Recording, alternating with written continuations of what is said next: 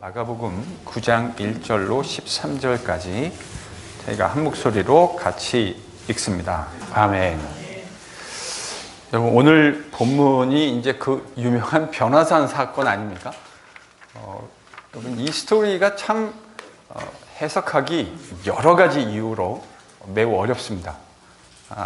제가 이제 본문을 설명해 가면서 이게 왜 어려운 건지를 하나하나 좀 끄집어낼까 합니다. 사실은 심플하게 생각하면 별로 어려울 게 없는 스토리예요. 근데 이제 이 변화산 사건의 이야기는 제가 이제 간혹 예수님의 하신 말씀, 마가가 지금 예수님의 사역과 그분의 말씀을 보도하고 있는 내용들이 제가 구약에 있는 많은 본문들하고 연결되어져 있다라고 하는 것을 기회가 있을 때마다, 시간이 있을 때마다 계속 소개해 오고 있었습니다. 그렇죠? 오늘 본문도 구약의 수많은 에코들이 지금 이 본문 뒤에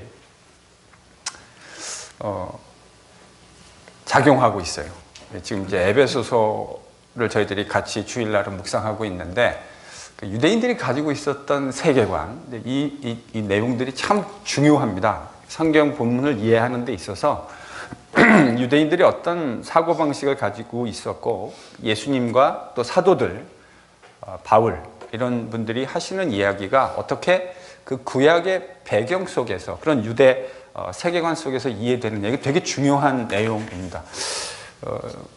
저희들이 에베소서를 하면서 그 얘기를 하고 있지만, 여러분, 에베소서에 보면 바울이 이런 이야기를 종종 할 때가 있죠. 하늘에, 공중에 권세를 잡은 자, 그리고 공중에 있는 세력. 여러분, 이거는 오늘날과 같은 과학적인 세계관으로 이해하면 절대 이해가 되지 않습니다. 여러분, 그 창세기도 보면, 여담이긴 하지만 창세기를 읽으면서 창조과학회, 제가 이제 기부가 있을 때마다 창조과학회를 좀 이야기할 때가 있는데, 여러분, 창조과학회에 있는 분들이 창세기를 이야기할 때 그게 마치 오늘날의 그 21세기 첨단 과학, 그러니까 오늘날 참 많은 과학 문명이 발달해서 그런 과학적인 세계관으로 마치 창세기가 기록된 것처럼 전제하고 이야기할 때가 참 많거든요. 근데요, 그거는요, 매우 우매한 방식입니다. 그렇게 접근하는 방식이. 그래서 저는 그 창조과학회 회원들이 구약 성경, 특별히 창세기를 이야기할 때 마치 창세기가 오늘날의 세계관을 그대로 갖다 빼다 박은 것처럼 그렇게 딱 전제해 놓고 이야기하시는 경우들 되게 많거든요. 근데 여러분, 그렇지 않아요. 창세기의 세계관은 과학주의라고 하는 이런 사고방식, 그러니까 18세기 이후 근대 문명에서, 서구에서 발달된 과학이라고 하는 것이 되기 이전의 세계관으로 기록된 거예요. 그래서 창세기를 읽으시면 정말 황당해요. 홍수를, 예를 들어서 제가 한 가지만 얘기하겠습니다. 그 얘기를 다 하면 이건 뭐 너무 시간이 많이 걸리는 거라 딱 한 가지만, 아주 심플한 거. 여러분, 홍수를 이야기하고 있는 창세기 6장의 이야기를 잘 보시면 홍수가 어떻게 되죠? 지금 이렇게 창세기 저자는 이렇게 생각하고 있어요. 그의 우주관은 이렇게 돼 있어요. 여기에 컨테이너가 있습니다. 여기가 어디죠? 이게 하늘이에요. 하늘에 컨테이너가 있어서 여기 지금 뭐가 담겨 있죠? 물이 담겨 있어요. 그리고 여기 지금 인간들과 동물들이 어디에 살고 있습니까? 땅 위에. 그리고 땅 밑에는요? 여기도 물이 있어요. 여기도 물이 있다고요. 그래서 여기 이렇게 돼 있어요. 여기도 이제 컨테이너가 있어서 물이 있는데 이렇게 이제 막혀져 있는 거죠. 그래서 하늘과 땅 사이에 이게 물이 있는데, 그래서 그 물 사이에 지금 뭐가 존재하고 있냐면 땅이 존재하고 있는 거예요. 그럼 홍수는 뭐죠? 하늘에 구멍이 뚫렸습니다. 그래서 여기 이렇게 마치 이게 그 컨테이너처럼 지금 큰 대야가 지금 하늘에 있는데, 여기서 물이 구멍이 뚫리니까 어떤 일이 벌어지죠? 물이 줄줄줄 새는 거죠.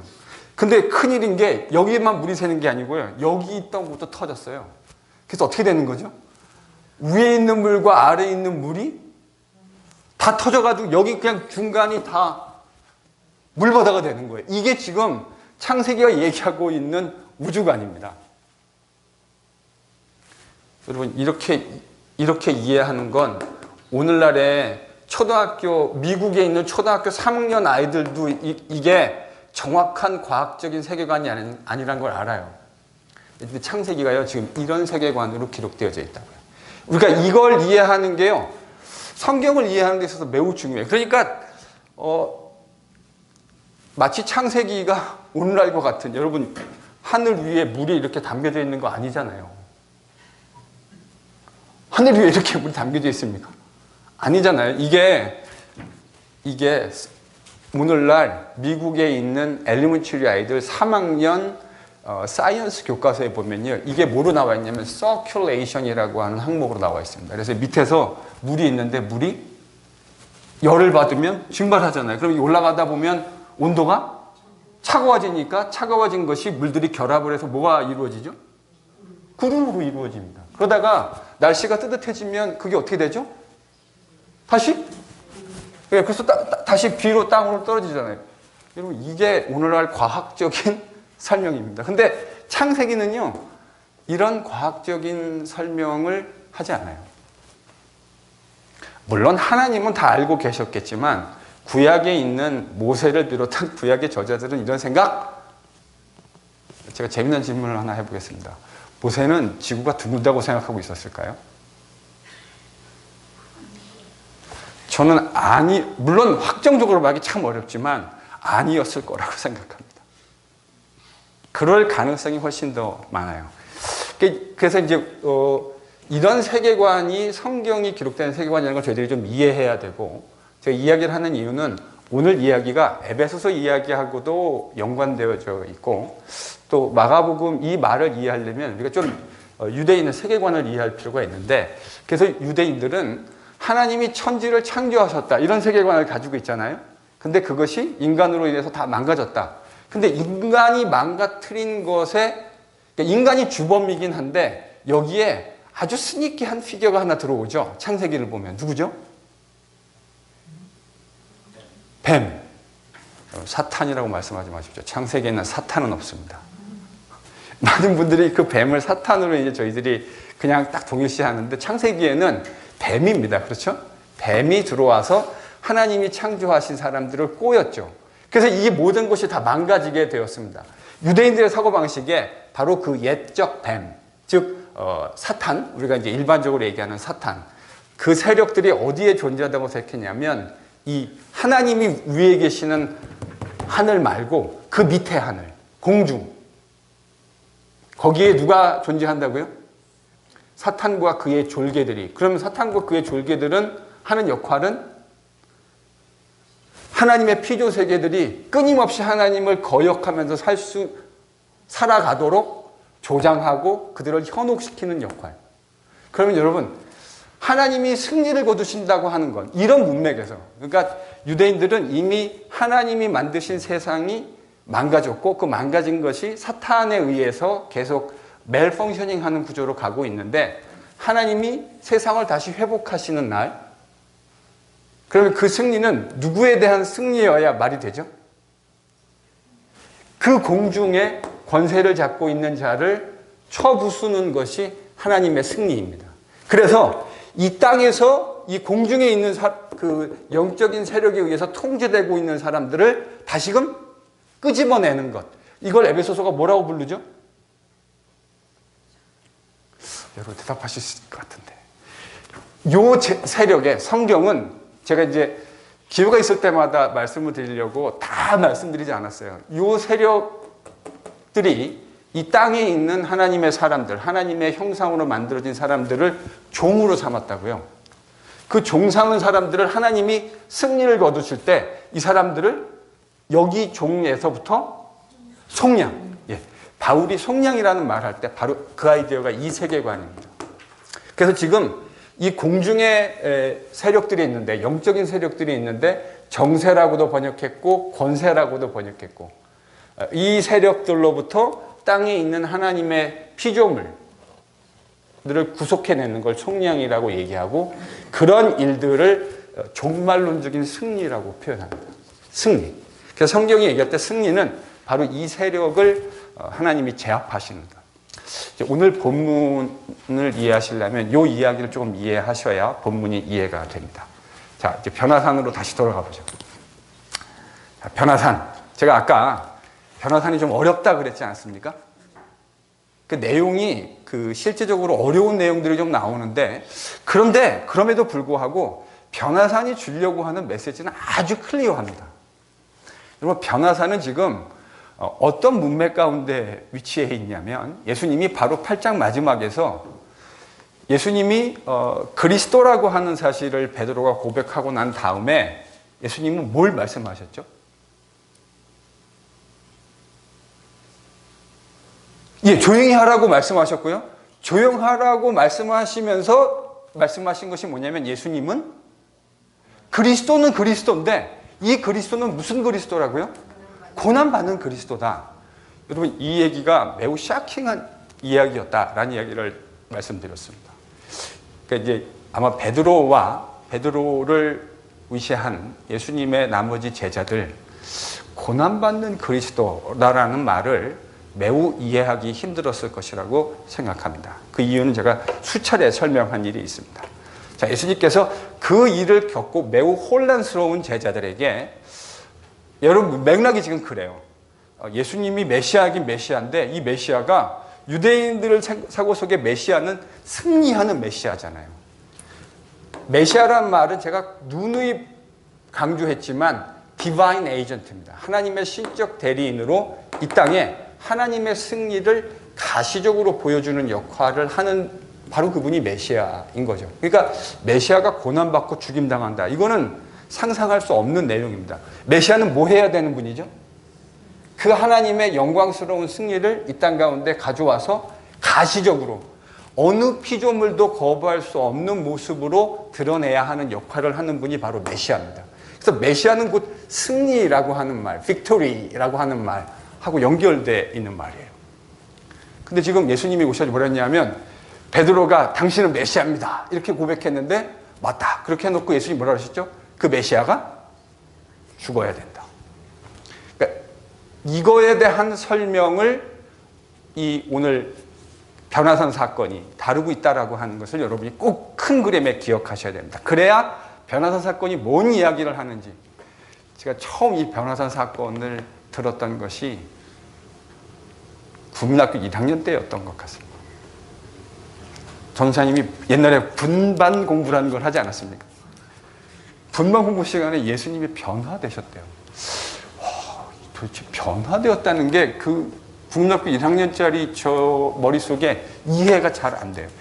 그리고 사실은 정확하게 솔직하게 말씀드리면, 예수님의 변화산 사건이 무슨 의미를 가지고 있는지를 제가 깨닫게 되어진 것은 신학교에 들어가서 이 변화산 사건에 대한 본문을 공부하고 묵상하면서 깨닫게 되었습니다. 그러니까 변화산 사건에 대해서 참 많은 이야기를 들었는데, 이게 도대체 무슨 이야기인지를, 무슨 말을 하는 건지 이해를 못했어요. 여러분 1절을 보시면 예수님이 이 변화산 사건에 대한 이야기를 하시기에 앞서서 1절에 이렇게 말씀하셨습니다. 한번 읽어볼까요? 자, 질문합니다. 하나님의 나라가 권능으로 임한다라고 하는 것이 뭐를 의미하는 거죠? 하나님의 나라가 권능으로 임한다. 보통 이런 이야기를 하면 교회에서 많은 성도들은 어떤 장면을 떠올리시기 쉬울까요? 하나님의 나라가 권능으로 임한다. 일단 딱 마음속에 떠오르는 게, 제가 만난 성도들하고 제가 성경 공부를 할 때 여쭤보면 아주 많은 분들이 뭐라고 말씀하시냐면, 이게 재림 얘기하는 거 아닙니까? 예수님의 재림. 그렇게 생각할 수 있죠. 왜냐하면 하나님 나라가 권능으로 임한다고 하는 것은 결국 제일 마지막 장면을 틀림없이 신약성경 그렇게 얘기하는데, 근데 오늘 예수님이 하시는 말씀은 그거는 아닌 것 같아요. 왜 아니죠? 베드로랑 요한이랑 예수님의 재림을 만나게 됐잖아요. 그 대답이요, 1절에 있어요. 예수님이 뭐라 하셨냐면, 이 권능으로 임하는 거를 볼 자가 있는데, 뭐라 했냐면 죽기 전에. 그러니까 여기 있는 사람들 중에, 제자들 중에 죽기 전에 하나님의 나라가 권능으로 임하는 것을 볼 때, 이게 원문은 어떻게 되어 있냐면, 하나님의 나라가 임하기 전에 죽임을 당하지 않을 사람들이 있다. 죽기 전에는 그러니까 이걸 보기 전에는 절대로 죽지 않을 거다. 이렇게 돼 있어요. 문장은 사실은.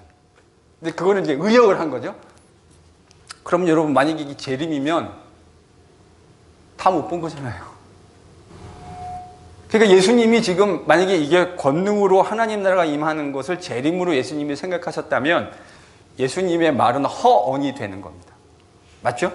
그래서 이건 재림으로 보기가 좀 어려울 것 같아요. 자, 그럼 뭐로 봐야 되죠? 하나님 나라가 권능으로 임한다. 그래서요, 많은 분들이 이 문맥을 보다가 이 이야기를 하시고 엿새 후에, 그러니까 마가가요, 이렇게 트랜지션을 이런 식으로 하는 경우가 아주 극히 드물어요. 여러분이 나중에 마가복음 이제 지금 많이 읽어오시고 계시죠? 한번 점검해 보실까요? 많이 읽으셨나요? 네, 지금쯤이면 한 20번은 읽으셔야 되지 않을까. 아무리 못 읽으셔도. 많이 읽으신 분들은 한 4, 50번?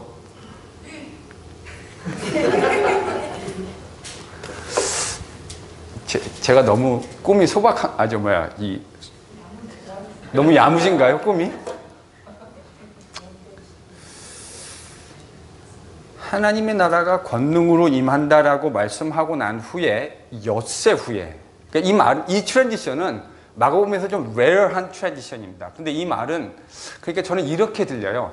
예수님이 말씀하신 그 하나님 나라가 권능으로 임한다라고 하는 것과, 그리고 뒤에 일어나는 사건 사이에 뭔가 연관성이 있는 것 같이 지금 마가가 얘기하고 있는 것 같아요. 자, 예수님께서 그 말씀을 하시고 엿새 후에 베드로, 야고보, 요한. 사실 이거는 별로 희한하지 않죠?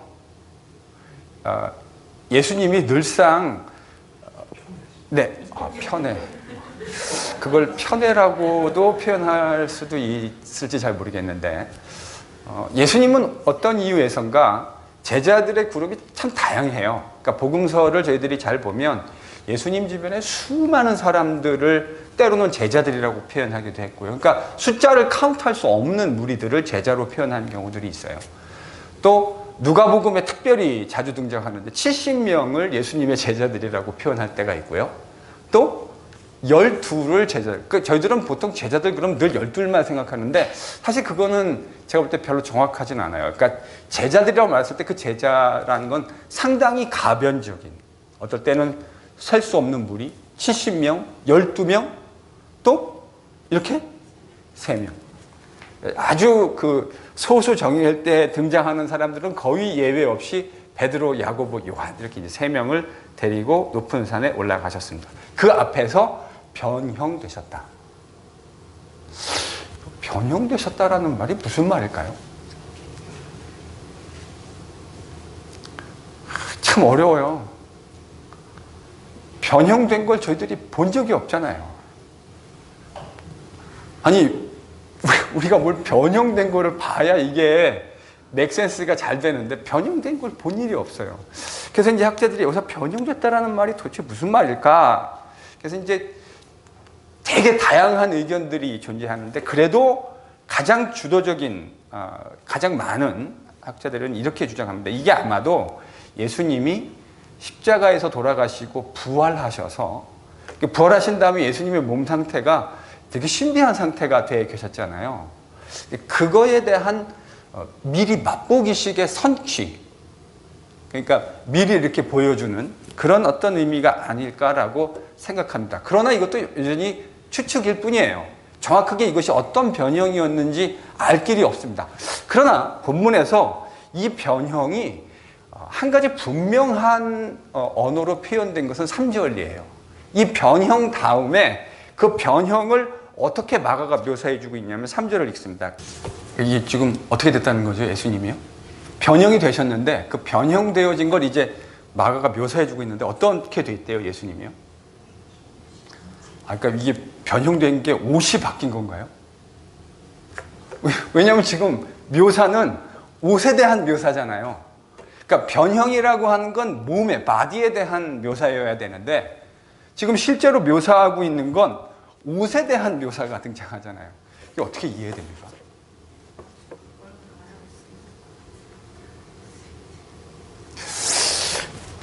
참 어려워요. 이 변화산이요. 수많은 추측들이 난무하고요. 그거에 대해서 아주 명쾌하게 이야기할 수 없는 것들이 참 많아요. 그러니까 참 어렵죠. 시작부터 애매해요. 하나님 나라가 권능으로 임한다고 하는 것도 도대체 뭐를 의미하는 건지 아주 정확하진 않아요. 이것도 의견이 참 분분해요. 그런데다가 예수님이 변화되셨다고 하는데 그 변화된 변형, transform이라고 하는 의미인데요. 그것도 사실 좀 애매하고요. 근데 변화가 된 다음에 변화된 것을 묘사하면서 얘기하는 건 바디가 아니고 또 옷이에요. 자, 그럼 이걸 어떻게 연결해야 될까? 힌트가 하나 있는데요. 그게 뭐냐면 다니엘서 7장 9절입니다. 다니엘서 7장 9절 한번. 어차피 다니엘서 저희들이 오늘 또 한 번 찾아야 되는데 좀 이따 다니엘서 7장 9절 찾습니다. 아예 다니엘서 7장에다가 이렇게 한번 접어놓으세요. 왜냐하면 다시 돌아와야 되니까.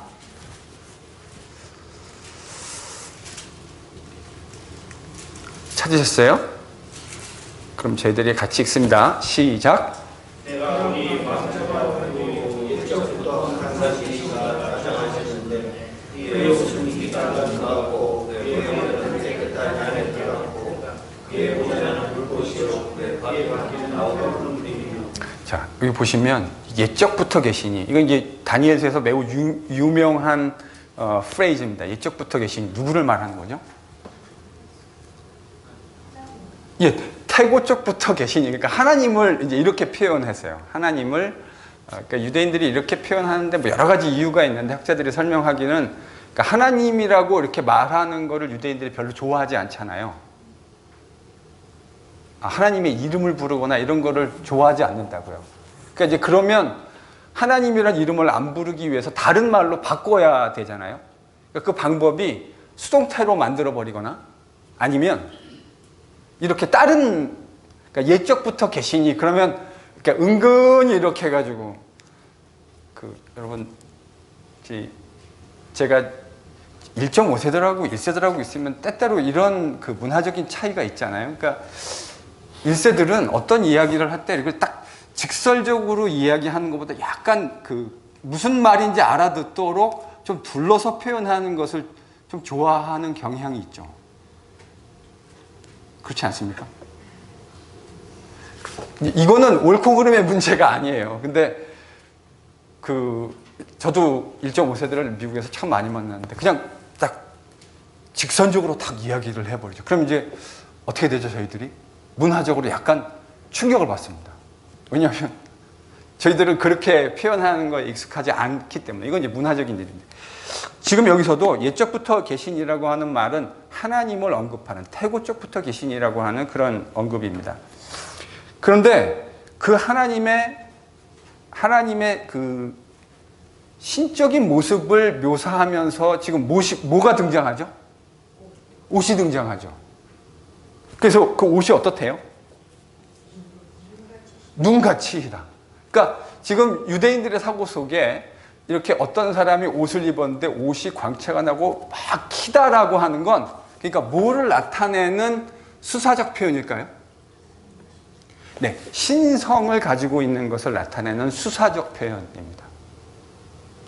그러니까 지금 예수님이 몸이 변형되어지셨는데 옷이 광채가 나서 세상에서 빨래하는 사람이 희귀할 수 없을 만큼, 그러니까 다니엘서에서는 눈과 같이 희다 이렇게 수사했는데 마가복음에서는 빨래해서 더 이상 희귀할 수 없을 것 같은, 그러니까 세탁소에서 빨래를 해도 이렇게 희귀할 수 없을 만큼 그렇게 희다, 지금 이렇게 얘기했습니다. 그러니까 이 말은 예수님의 신성을 은근히 지금 마가가 그렇게 표현해주고 있는 것 같아요. 근데 재밌는 건 4절에 예수님이 지금 변형이 돼서 그렇게 신적인 모습을 가지고 마치 다니엘서의 언어를 연상시키는 것과 같은 모습으로 지금 예수님이 변화되셨는데, 그때 누가 나타났습니까? 4절에? 이거 갑자기 엘리야하고 모세가 왜 나타난 거죠? 제가 그랬잖아요. 저희들이 유대인의 세계관을 잘 몰라요. 그러니까 이런 거 읽으면 갑자기 왜 등장한 거지? 이제 이렇게 된다고요. 그러니까 유대인의 세계관을 좀 잘 이해하실 필요가 있습니다. 말라기 4장 5절을 찾아보십시오. 자, 말라기 선지자가 뭐라 그랬냐면 여호와의 크고 두려운 날. 그러니까 이 날은 무슨 말이냐면 이 승리의 날입니다. 하나님께서 세상 가운데 승리하시는 그 날에 누구를 보내시겠다고 말씀하셨습니까? 엘리야를 보낼 거다. 엘리야를 보낼 거다. 그래서 유대인들은 이제 저희들이 11절에서 13절에도 보면 이제 그래서 이제 엘리야 얘기가 등장합니다. 이게 밑도 끝도 없이 엘리야 얘기가 왜 등장하나 이렇게 생각하게 되는데 하나님이 이미 예수님 오시기 약 400년 전에 말라기 선지자를 통해서 여호와의 크고 두려운 날이 이르기 전에 하나님께서 그의 선지자 엘리야를 다시 그의 백성에게 보내실 것이다. 이런 이제 전승이 있었습니다. 그럼 모세는요? 저희들이 사실은 읽었거든요. 이번 저희들이 큐티 5월, 6월이 신명기였지 않습니까? 여러분 기억이 나시게 하기 위해서 신명기 18장 15절을 찾아보십시오. 신명기 18장 15절.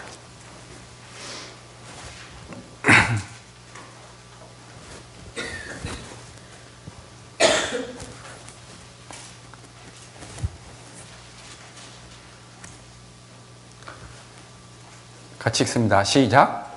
하나님 여호와께서 너희 가운데 내 형제 중에서 너를 위하여 나와 같은 선지자 하나를 일으키시니 너희는 그의 말을 들으시니라. 자, 지금 여기서 나는 누구를 말하는 거죠? 그래서 나는 누굽니까? 모세입니다. 모세.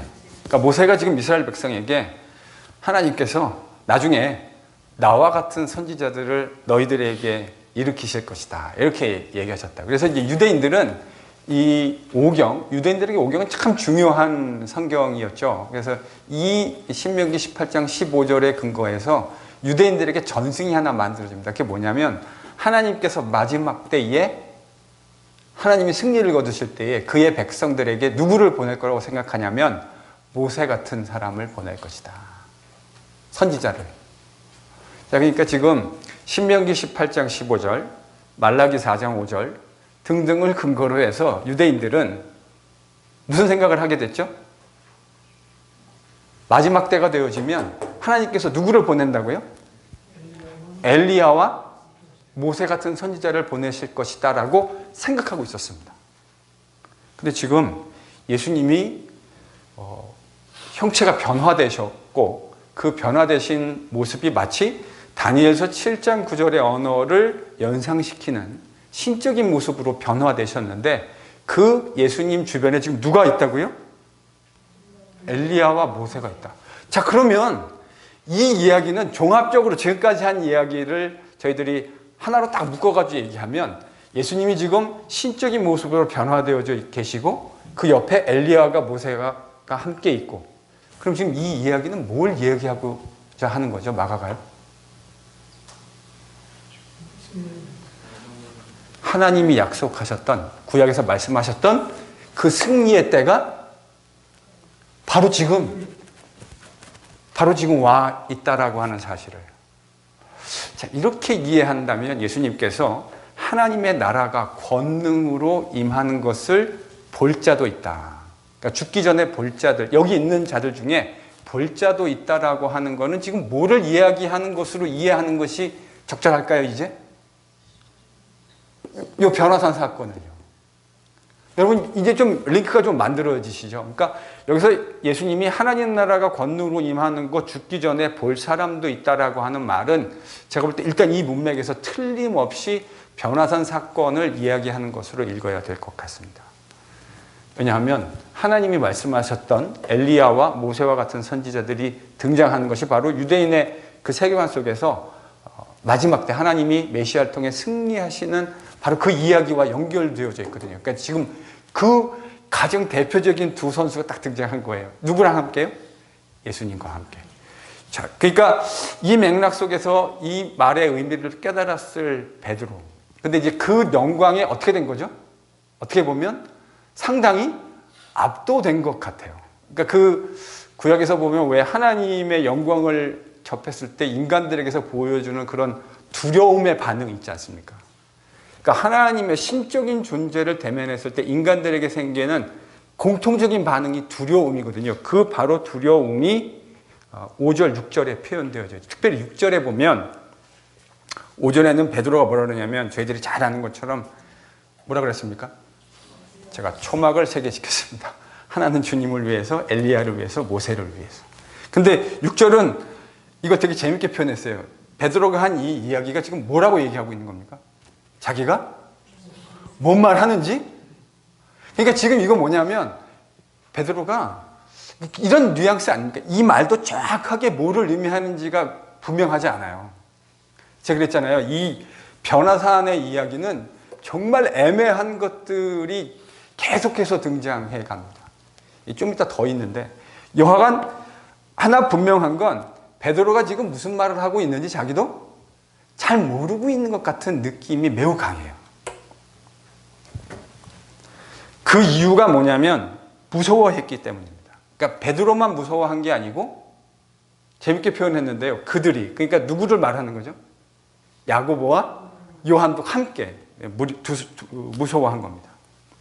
근데 그때 구름이 왔다고 얘기합니다. 여러분, 구약에서 구름이 등장하는 건 어떤 또 그 메타포죠? 하나님의 임재. 어디서 저희들이 확인할 수 있습니까? 네, 출애굽에서도 확인할 수 있고요. 또요?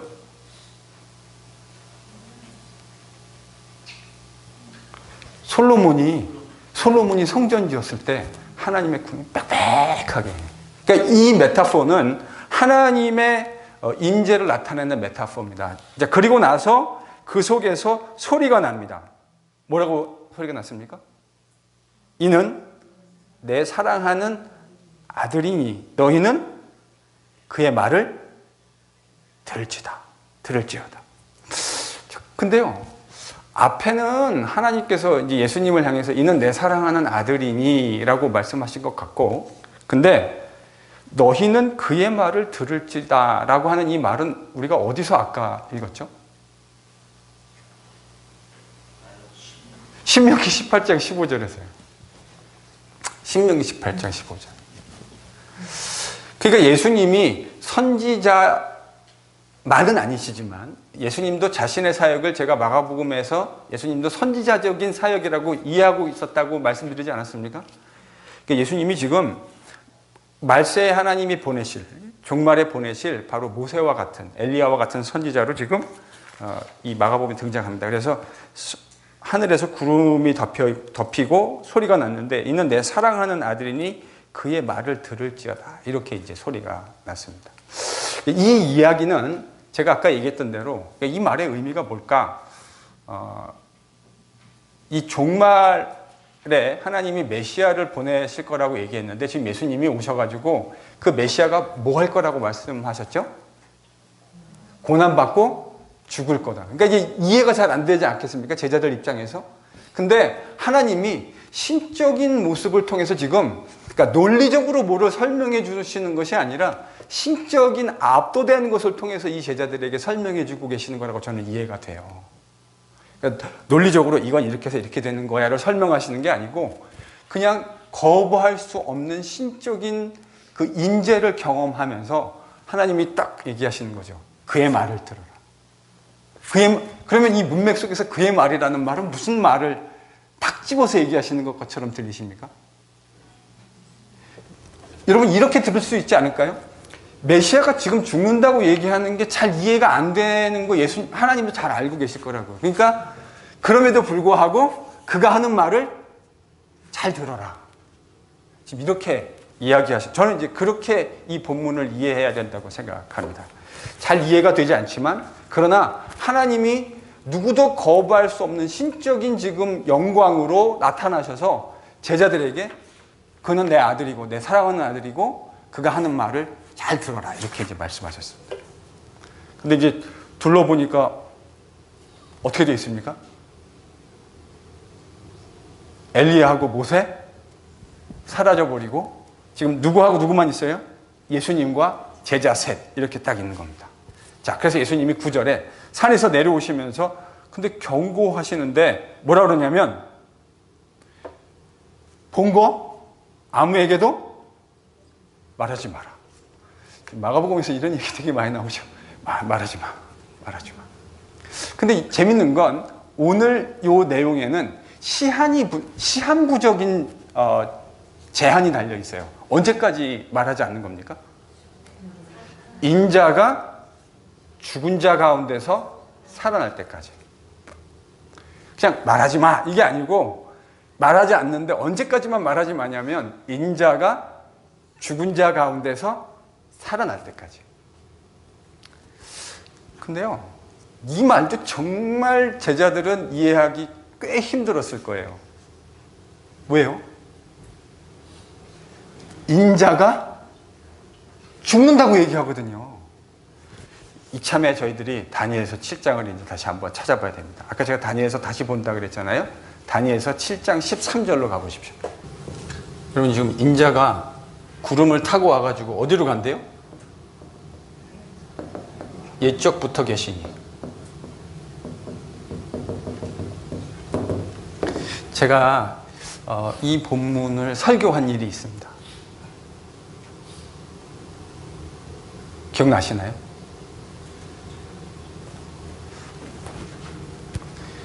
제가 그 예수님의 작년 고난주간으로 기억하는데 예수님의 십자가가 승리다라는 이야기를 하면서 이 본문을 이야기했습니다. 요한복음과 다니엘서 7장을 연결하면서 설명했습니다. 혹시 기억하시는 분이 계실 텐데 다니엘서 7장은 매우 유명한 본문입니다. 이 본문은 유대인들이고 자기의 신앙에 대해서 조금만 시리어스한 사람이라면 누구나 다 알고 있을 법한 그런 본문입니다. 거기에 누가 등장하면 인자가 등장합니다. 근데 인자가 하나님께서 이제 세상을 회복하시는 그 영광스러운 날, 그 승리를 뭘 표현하고 있다고요? 다니엘서 7장 13절은 바로 그 승리의 날을 묘사하고 있는데 인자 같은 이가 구름을 타고 어디로 인도되어지죠? 옛적부터 계신 이에게로 인도됩니다. 그럼 인도돼가지고 어떤 일이 벌어지죠? 그 옛적부터 계신 이로부터 14절을 읽으시면요. 그러니까 인자가 하나님께로 나아가는데 하나님은 그 간 인자에게 뭘 주신다고요? 권세와 영광, 나라. 그러니까요. 여기서 말한 예수님이 이제 자기를 인자라고 말씀하시는 근원이 바로 이겁니다. 그 인자. 어떤 인자요? 구름을 타고 옛적부터 계신 이에게로 인도되어져서 나라와 영광과 그 권세를 받게 되어지는 바로 그 인자. 이게 유대인들이 생각하는 그 영광스러운 날의 대표적인 랭귀지들입니다. 바로 그 그림이에요. 그러니까 이 인자는 하나님의 신적인 대리인으로서 하나님이 이제 왕으로 등극하시는 것을 실질적으로 이 땅에서 다 모든 악의 세력들을 진압하고, 그렇죠? 여기 위에 있는 이 악의 세력들을 진압하고 하나님의 승리, 영광, 권세, 나라를 이 땅 가운데 확립하고 세워야 하는 바로 그 메시아적 인물입니다. 그게 누구예요? 인자 같은 이. 예수님이 자기를 인자라고 말씀하시는 건 바로 이 배경입니다. 나중에 외경 문서 가운데 에녹서라고 하는, 위경 문서 가운데 에녹서라고 하는 게 나오는데 거기도 보면 이 인자라는 말이 등장합니다. 바로 같은 그 근원을 가지고 있을 것이라고 추측해요. 근데 지금 그 인자는 그러니까 어떤 인자죠? 세상에 승리를 가져다 주는 인자. 하나님을 대신해서 이 땅 가운데, 그러니까 여러분 느낌이 딱 그렇지 않아요? 하나님의 전권 대사 같은 느낌이잖아요. 실제로 그렇고요. 그에게 모든 권한을, 영광과 권세와 나라를 다스리는 모든 권한을 하나님께 위임받아서, 여러분 이 랭귀지를 예수님이 직접적으로 말씀하시는 본문이 있죠. 혹시 기억 안 나십니까? 어떤 성경의 가장 마지막인데? 마태복음 제일 마지막. 예수님께서 승천하시기, 제자들 앞에서 올라가시기 직전에 뭐라 하셨어요? 하늘과 땅에 있는 모든 권세를 내게 주셨으니. 그 이야기가 예수님이 지금 어디를 염두에 두고 계시다는 게 느껴지십니까? 다니엘서 7장. 예수님이 요한복음에서는 십자가를 지는 것을 영광 받으심이라고 이해하고 있거든요. 이게 지금 다 여기 연결되어 있는 거예요. 그러니까 예수님이 그런데 이제 놀라운 사실은 마가가 보여주려고 하는 놀라운 사실은 이게 영광받음이라고 하는 거 유대인들이 모르는 사람이 없을 거예요. 웬만한 사람들은 다 알고 있었을 거라고요. 그런데 이 영광받으심이 마가복음에 따르면 뭘 통해서 영광받으심입니까? 고난과 십자가를 통한. 요한복음에서도 예수님이 뭐라 하셨냐면 내가 들리면 여러분 요한복음에서 나중에 저희가 요한복음을 같이 설교하고 공부하게 되겠지만 요한복음에서 들린다라는 건 예수님의 십자가 지심에 대한 피규러티브한 랭귀지입니다. 그러니까 요한복음도 그렇고 마가복음도 그렇고 예수님께서 지금 뭐 하시는 것이 영광 받으시는 것이라고 이해하고 있냐면 십자가를 지시는 것이 영광 받으심이라고 이해하고 있는 거예요.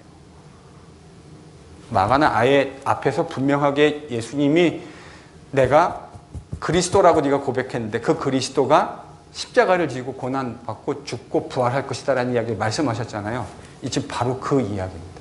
그러니까 다니엘서는 영광 받으심에 대한 영광스러운 이야기는 했지만 어떻게 영광 받으시는지는 이야기한 겁니까? 안 한 겁니까? 안 했습니다. 예수님은 지금 그 영광 받으심이 어떤 모습이있는지를 제자들에게 이야기해 주고 싶으신 거예요. 제가 볼 때는 이 변화산 사건은 그렇게 이해하셔야 됩니다. 문맥 속에서. 자, 이해가 되셨죠? 네. 근데 여러분 10절에 보면 이 이야기를, 그러니까 제자들은 일단 이해가 잘 안 됐을 거예요. 인자가 죽고 살아난다. 이 이야기는 예수님이 죽고 살아나시기 전에는 제자들은 죽었다 깨나도 이해 못했을 겁니다. 예수님이 부활하시고 난 후에야 이 이야기가 그런 이야기였겠구나 라고 새롭게 이해하게 됐을 거예요. 자, 근데 이 이야기를 듣고 난 다음에 제자들이 10절에서 이렇게 얘기합니다. 여러분 같이 읽습니다. 이것도 참 어렵죠. 10절에 뭐라 그러냐면 예수님의 이 말씀을 들었어요. 이 말씀은 뭐죠?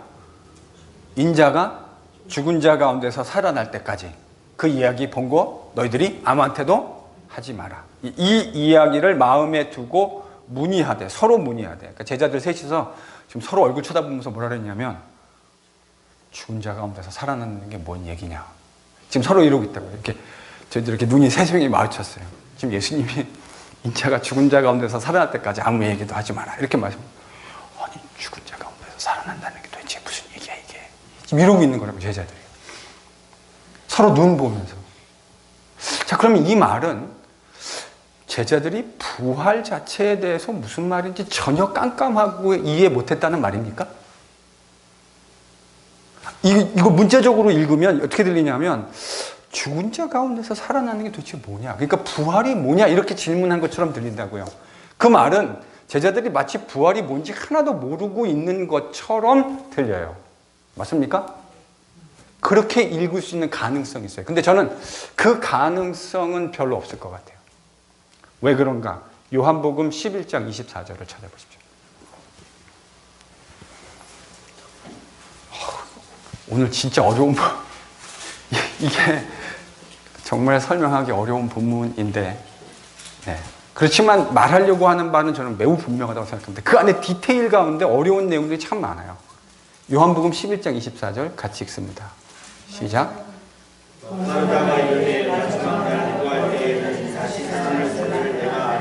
여러분 이거 유명한 얘기죠. 나사로가 죽었는데 예수님이 늦게 오셨잖아요. 죽은 다음에. 그래서 이 자매들이 예수님 여기 계셨으면 오라버니 죽지 않았을 겁니다. 이렇게 이제 가슴 아픈 이야기를 하고 있는데 예수님이 그걸 보시면서 네 오라비가 살 거다. 그랬더니 마르다가 뭐라 그러죠? 마지막 날 부활에는 이 유대인의 사고 속에 이 승리 속에 가장, 그러니까 하나님의 백성이 누리는 승리의 가장 하이라이트가 뭐냐면 부활입니다. 그렇겠죠? 이 땅 가운데서 하나님 말씀 잘 지키고 산 선지자는 하나님의 백성들은 핍박받고 이 공중 권세 잡은 자들에 의해서 핍박받고 심지어 죽임당했다고요. 그러니까 하나님이 승리하시는 날 그 승리의 영광스러움은 그의 백성에게 어떤 모습으로 경험돼야 마땅합니까? 부활. 하나님이 다시 그들을 살려내시는, 하나님이 공의로우시다라는 것을 그의 백성의 부활을 통해서 보여주셔야 된다고요. 그걸 지금 누가 알고 있습니까? 마르다가. 그러니까 저는 이게 제자들이 예수님이 부활을 하신다라는 말을, 부활 자체를 이해 못했다고 생각하지 않습니다. 그럼 이건 어떻게 읽어야 될까요? 문맥 속에서? 제가 이미 사실은 설명하면서 사실 어떤 답은 다 나온 거예요. 무슨 죽음과 부활입니까? 누구의 죽음과 부활입니까? 인자의 죽음과 부활. 메시아의 죽음과 부활. 아니, 메시아가 죽고 부활한다는 얘기가 무슨 말인가? 저는 이걸 이렇게 읽어야 될 것 같아요. 물론 제가 정직하게 말씀드리면 이러한 해석에 대해서도 상당히 다양한 뷰가 존재합니다. 참 어려워요. 근데 저는 그렇게 읽어야 될 것 같아요. 이게 문자적으로 단순히 부활이 뭐지? 이렇게 베드로와 제자들이 서로 눈 마주 보면서 질문을 던진 것이 아니고, 인자가 죽고 부활한다, 즉 메시아가 죽고 부활한다는 이야기가 이러한 구약적인 배경 속에서 도대체 뭐를 의미하는 것일까라고 질문했다고 저는 생각해요.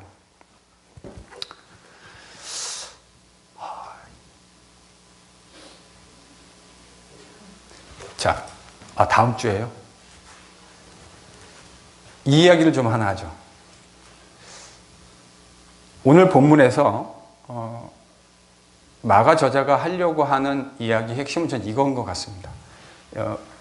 메시아는 승리의 메시아인데 그 승리를 이루기까지 그 장을 거쳐가야 되는 게 무엇이라고 얘기하고 있는 겁니까? 고난과 죽음. 이게 저희들이 같이 좀 생각해 봐야 될, 저는 이 주제를 좀 생각하고 싶은데, 이게 오늘날 저는 교회들이 잊어버린 복음이 아닐까. 오늘날 교회에서 가장 많이 잊혀진 기독교 복음의 핵심적인 요소가 뭘까 했을 때 여러 가지가 있겠지만, 여러 가지 측면들을 생각할 수 있겠지만, 저는 고난당하는 승리의 메시아, 저는 이게 교회에서 오랫동안 많이 잊혀지고 있는 것이 아닌가 하는 생각을 개인적으로 합니다. 일단 오늘날 교회에서 성도들한테 파퓰러한 건 뭐냐면, 예수 믿으면 잘 되고 복 받습니다. 이런 얘기하면 일단 기분 좋아요. 예수 믿으면 예수님께서 그 승리에 이르시기까지 고난받고 어려움을 겪어가셨던 것처럼 예수의 제자들도 똑같이 그 십자가의 길을 걸어가도록 부름 받으신 겁니다.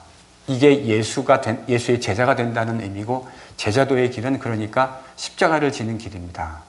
이렇게 얘기하면 안 좋아하시는 분들이 꽤 많아요. 정직하게.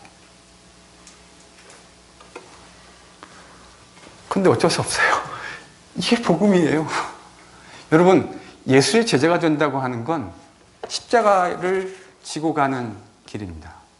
우리 주인께서, 우리가 주인이라고 부르고 주님이라고 부르는 그분이 이 십자가와 고난을 통해서 영광을 얻으셨던 것처럼 그의 제자들도 그의 길을 똑같이 걸어가도록 부르심을 받았다. 여러분, 이게 기독교가 얘기하는 복음이고, 이것이 기독교의 어떤 의미에서 신비입니다. 근데 오늘날 교회는 사실 같이 고난을 받자라고 하는 이야기를 하면, 그게 이제 머리로는 그게 뭔지 잘 대략적으로는 이해할 수 있는데, 그 길을 같이 가자 그러면 그거 별로 안 좋아할 수 있는 가능성도 참 많이 있지 않습니까? 성장로님, 고난받는 거 좋으십니까?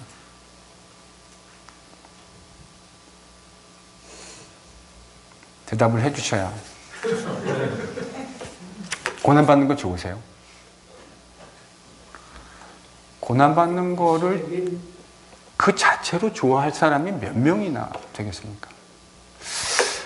사실 기독교의 신비는 기꺼이 주님과 함께 고난받는 데 있습니다.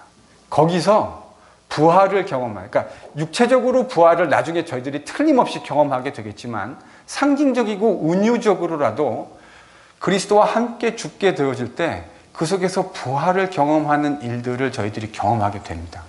여러분 그런 거 경험해 보신 적 있으시죠? 주님의 말씀을 따르기 위해서 내 본성은 정말 그렇게 하고 싶지 않은데 내 본성을 꺾고 주님 앞에 순종하고 굴복해 봤던 경험 있으시죠? 없으세요? 겸손하셔가지고 왜 저희들이 없겠습니까? 주님을, 그게 쉬운 일은 아니지만 그러기 위해서 발버둥 치고 그러기 위해서 기도했던 일들을 저희들이 경험해 보지 않았습니까? 근데 그런 일을 할 때 주님이 늘 그렇진 않지만 그 속에서 저희들이 정말 내가 정말 죽으면 죽겠다라는 마음으로 다 내려놓고 그 길을 갔을 때 저도 제 인생에 하나님이 몇 번 살려주시는 경험을 했습니다. 정말 죽고 싶지 않잖아요. 저희의 본성이 죽고 싶지 않는데 내가 죽어야지 라고 했는데 하나님이 그 속에서 부활을, 그러니까 그 부활은 저희들이 세상 마지막에서 틀림없이 경험하게 될 내용인데 그 말씀에 순종해서 정말 주님이 원하시는 십자가의 길을 걸어갔는데 주님이 마치 오늘 변화산 사건이 영광스럽게 하나님의 나라가 이 땅 가운데 오는 것을 미리 맛보기로 보여주신 것처럼 주님의 말씀에 순종해서 십자가의 길을 기꺼이 가려고 했던 주의 백성들에게 하나님이 미리 맛보기로 그 승리가 얼마나 달콤한 것인지 경험하게 해주신 일을 저희들이 종종 경험하게 됩니다. 이거는 죽겠다고 하는 것을 경험해 본 사람만이 서로 이해할 수 있는 내용이겠죠. 오늘날 참 인기 없는 내용이 기독교의 이 복음인 것 같습니다. 고난을 통해 승리를 얻는 기독교의 신비. 이 말을 하면 잘못 오해하시는 분들이 이렇게 생각하실 수 있어요. 그러니까 목사님 우리 그러면 이제 다 죽으러 가야 되는 겁니까? 예, 물론 그런 상황이 우리에게 주어질 수도 있겠죠. 근데 여기서 얘기하는 고난을 당하는 그 승리의 메시아, 그리고 그 똑같은 길을 따라가도록 부르심을 받은 예수 그리스도의 제자. 그렇다면 저는 실제적인 다양한 적용들이 가능해질 수 있는데 한 가지 분명하게 저희들이 생각할 수 있는 건 우리 주님이 그 고난당하심을 통해서 영광스러운 승리를 얻으셨고 그 고난당하심 가운데 우리 주님은 항상 누구랑 같이 계셨던 것을 여러분 보십니까? 복음서를 보시면 예수님이 항상 어떤 사람들 주변에 계셨죠? 세리, 죄인, 창녀. 여러분 이런 사람들은 유대 사회에 있는 종교적 엘리트 그룹들은 상종하지 않으려고 했던 사람들입니다. 근데 주님은 그런 사람들하고 항상 어울려 다니셨어요. 복음서에도 보면 수많은 흔적들이 그런 흔적들이 보이고요. 실제로 예수님을 놀리고 모욕하는 사람들이 예수님을 뭐라고 불렀습니까? 저는 먹기를 탐하고 포도주를 탐하고 세리와 죄인들의 친구다. 친구라고 하는 말은 무슨 말입니까? 늘상 그들과 함께 어울려 다니셨다고요. 그래서 저는 오늘날의 교회가 오늘날 교회가 이야기하는 기독교의 복음, 제가 종종 표현하는 승리주의, 세속적인 승리주의에 우리가 참 많이 오염되어 있습니다. 교회가. 그래서 마치 교회의 승리라고 하는 것이 영광스러운 교회를 예배당을 어마어마하게 세상 사람들이 봤을 때 우와 입이 딱 벌어지게 이런 식으로 교회가 세상 속에서 승리하는 것처럼 착각하게 가르치고 있다고요. 여러분 기독교는 그런 식으로 세상의 승리를 이야기해 본 적이 없습니다. 진짜 기독교는. 여러분 NGPC가 성도들이 막 많아져가지고 저희들 헌금이 막 무지하게 많아지고 여기에 그냥 뭐 의리의리한 건물을 지으면 우리 주님이 영광 받으실까요? 그렇게 생각하십니까? 만약에 그렇다면 우리는 그렇게 해야 합니다.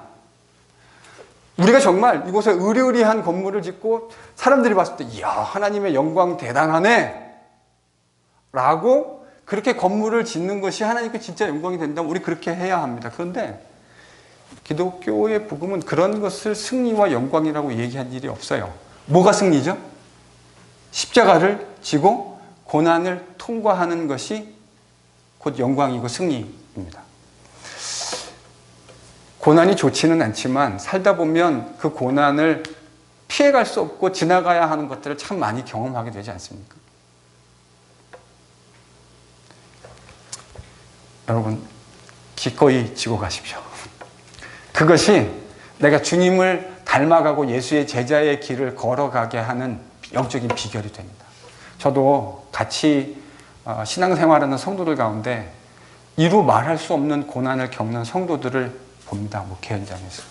볼 때 저도 사람인데 왜 그게 즐겁겠습니까? 참 힘들죠. 그걸 지나가시는 분도 힘들겠지만 그걸 지나가는 것을 봐야 하는 목회자들도 참 죽을 맛입니다.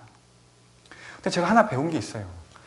그런 고난을 지나가면서 그분이 정말 주님을 닮아가는 모습으로 변화되어 가는 것을 제가 보게 됩니다. 이거는 한두 마디로 다 설명할 수 없는, 여러분, 기독교의 고난은 진짜 한두 마디로 설명할 수 없는, 저는 신비라고 생각합니다. 신비. 그러니까 그런 고난을 지나갈 때는 기꺼이 지나가야 합니다. 근데 그거 말고도 저는 이 이야기를 성도들하고 좀 하고 싶어요. 그게 뭐냐면, 고난을 당하는 자들과 함께 갈 수 있는 교회. 저는 이 교회, 이게 진짜 기독교의 복음의 핵심이고, 그렇게 살아가는 것을 주님이 정말 기뻐하실 거라고 생각합니다. 그래서 저희의 앞으로 이런 일들이 많아지기를 소망합니다. 고난당하는 자들과 함께하는 사역들을 만들어내는. 그래서 이번에 시작했고 또 공동의회에서 여러분들이 허락해 주셨잖아요. 그 힘들고 어려운 사람들을 가서 섬길 수 있는 일. 지금은 저희들이 한 달에 한 번 가서 그들을 섬기지만 더 자주 그런 일들을 해나갈 수 있기를 소망합니다. 왜냐하면 주님이 그런 일을 기뻐하세요. 여러분, 마태복음 25장에서도 양과 염소의 비유, 여러분 기억나시죠? 우리 주님이 어떤 자들에게 진짜 제자라는 이야기를 해주셨냐면, 감옥에 갇히고 입을 옷이 없고 먹을 것이 없는 사람들을 찾아가서 그들 옆에서 함께 살아갔던 사람들을 주님이 기뻐하시고 그들을 자신의 제자라고 칭해 주시지 않으셨습니까? 그래서요, 제가 요즘에 한국 제주도에 난민들이 왔다는 이야기를 여러분 보지 않았습니까? 참 되게 좀 슬펐어요. 뭐가 슬펐냐면, 그 난민들을 향해서 그 사람들 돌려보내야 된다고 하는 사람들이 있다고 하는 것이 되게 마음이 아팠어요. 여러분, 저는 그거 예수님 마음 아니라고 생각합니다. 물론 경제적인 거, 정책인 거 고려해야 되겠죠. 그러니까 천편일률적으로 쉽게 얘기할 수 없다라고 하는 것도 잘 이해할 수 있습니다. 그러나 적어도 그리스도인이라고 한다면 그런 사람들을 어떻게 교회가 포용해낼 수 있을까? 여러분, 이런 고민 당연히 해야 되는 것이라고 생각하고, 그것에 대한 목소리 저희들이 분명히 내야 된다고 생각합니다. 저희는 하트포드 지역에 있습니다. 그 말은 우리가 범우주적인 주님의 교회도 고민해야 되고, 우리 지역에 있는, 로컬에 있는 하나님의 백성들이 마땅히 보여줘야 하는 모습, 저희들이 우리 주님이 고난당하셨던 것처럼, 그리고 고난당하는 자들의 옆에 늘 계셨던 것처럼 저희들 늘 주님이 원하셨던 그런 고난당하는 자 옆에 있는 일들 교회들이 잘 감당해낼 수 있어야 된다고 생각합니다. 그 주님이 틀림없이 기뻐하실 거라고 생각합니다. 동시에 올해 저희들이 이제 두 가지 작년에 안 했던 것들을 하게 되잖아요. 하나는 바로 그 힘든 사람들을 섬기는 거, 바깥에, 우리 교회 바깥에 있는 사람들을 섬기는 거. 또 하나는 터키에 있는 시리아나 또 이 무슬림 난민들, 그들의 교회를 섬기는 일 저희들이 시작하기로 이미 결의를 했고, 이제 그렇게 시작하고 있는데, 10월 달에 제가 가게 됩니다. 교회를 대표해서 이제 드디어 제가 가게 되는데, 가서 앞으로 이 일들을 통해서 하나님이 이루어 가실 일들을 참 기대합니다. 힘들고 약한 자들을 섬겨가는 건강한 교회. 그런 귀한 일들을 해가면서 마치 우리 주님이 고난과 죽음을 통해서 영광스러운 승리를 얻으셨던 것처럼, 그리고 그 과정에 말만 고난과 십자가의 죽음을 얘기하신 것이 아니라 실제로 마지막에 그런, 여러분 기독교 예수님의 십자가의 죽음이라고 하는 건 편안하게 살다가 마지막에 가서 한번 딱 죽임을 당하시고 부활하신 것이 아니고 예수님의 삶 자체가 그런 삶의 연속이었고 그 삶의 연속의 가장 마지막에 예수님은 십자가를 지셨던 거예요. 그래서 기독교인의 삶이라고 하는 것도 우리 주님이 원하셨던 것처럼 이와 같은 삶의 방식을 통해서 영광스러운 승리를 얻는 것, 저는 이게 진짜 기독교 복음이라고 생각합니다. 여러분 함께 즐거운 마음으로 예수님과 고난에 동참하십시다. 그래서 그 고난에 동참한다고 하는 건 보다 구체적인 방법으로 고난당하는 자들과 함께하는 것, 저는 이게 매우 중요한 일이라고 생각해요. 그래서 앞으로 저희들이 해나갈 사역, 우리 주님의 이 사역을 본받아서 저희가 그런 귀한 사역 같이 이뤄나갔으면 참 좋겠습니다. 그것이 진정한 의미의 오늘 본문 변화산이 보여주고 있는 영광스러운 승입니다. 이걸 못 깨달으니까 예수님께서 제자들에게 비주얼라이즈된 교육을 지금 시켜주고 계신 거예요. 고난당하고 십자가에 죽는 인자, 그러나 그 인자가 얼마나 영광스러운 모습인지를 눈에 보여줌으로써 나중에 주님이 부활하셨을 때 그 길을 제자들이 그걸 기억하고 걸어갈 수 있도록 인도해 주시기 위해서 이 일을 계획하시지 않았나, 저는 그렇게 생각합니다. 틀림없이 제자들이 그 십자가의 길을 걸어갔죠. 기독교 사도 가운데 최초의 순교자 야고보, 틀림없이 그 길을 걸어갔습니다. 베드로 전승이 얘기하는 것처럼 틀림없이 그 십자가의 길을 걸어갔고, 예수님을 부인하고 나 같은 사람 사도로 삼으셨는데 내가 어떻게 주님 지신 십자가 똑같이 지고 갈 수 있겠냐고 하고 그는 십자가를 거꾸로 지었습니다. 가장 오랫동안 전승에 의하면 사도로 남았던, 그래서 반모섬에 가서 이 모든 하나님의 영광스러운 교회의 승리를 봤던 요한도 순교했습니다. 예수님이 말씀하셨던 그 십자가의 길을 예수의 제자들이 다 걸어갔던 것을 여러분 기억합니다.